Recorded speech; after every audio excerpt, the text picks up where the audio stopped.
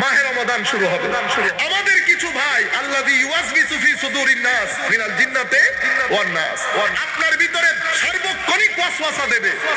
তারাবি নাই, তারাবি নাই, তারাবি নাই। আর কেউ বলবে তারাবি আছে 8 রাকাত, তারাবি আছে 8 রাকাত।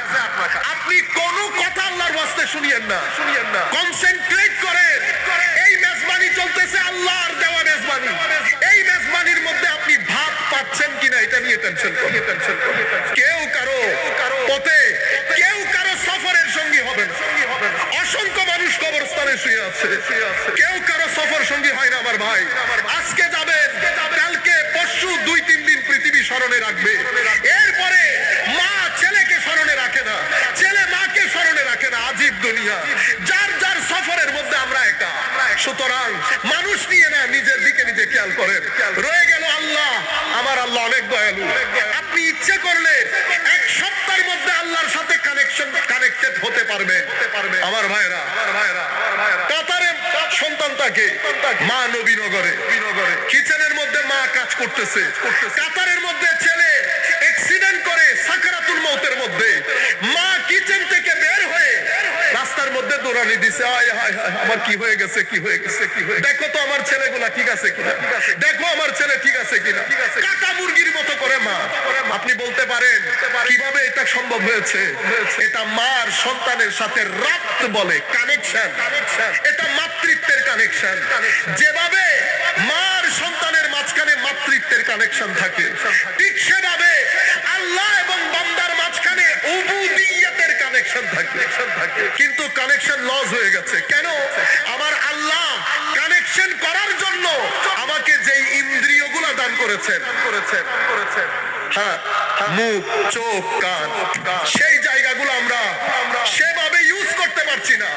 আপনি যদি চান আল্লাহর সাথে কানেক্টেড হতে, চোখের ব্যবহারের মধ্যে পরিবর্তন আনেন। যত্র তত্র চোখ ব্যবহার করবেন না, যেখানে সেখানে কান ব্যবহার করবেন না।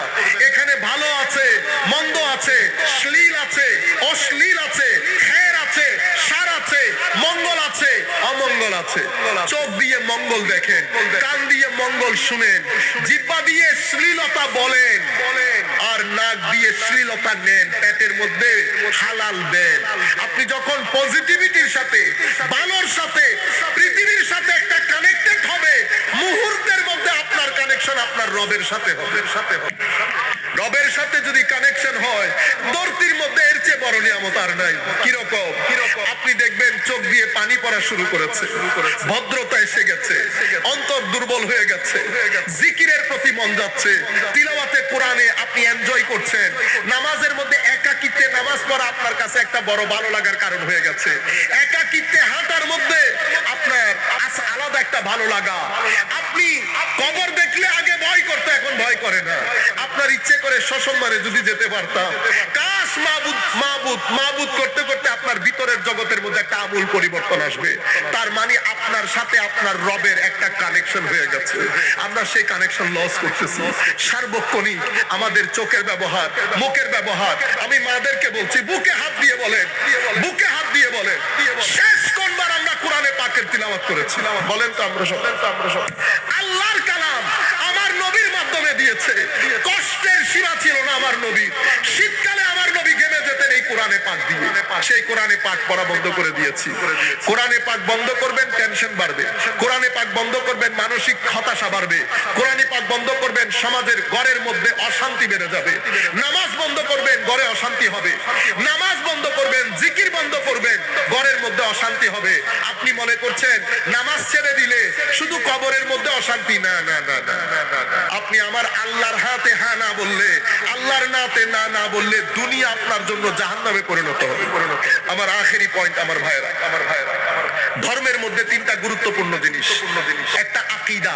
একটা কি? একটা আকীদা। আকীদা অসম্ভব গুরুত্বপূর্ণ। আকীদার মধ্যে বিন্দু পরিমাণ যদি দোষ থাকে, আর আপনার 1 লাখ গুণ নামাজ থাকে, আপনার নামাজ আল্লাহ গ্রহণ করবেন না। আপনি আকীদা বলতে ধরেন আপনি সবকিছু মেনেছেন, একজন সাহাবীকে আপনি গালি দিয়েছেন।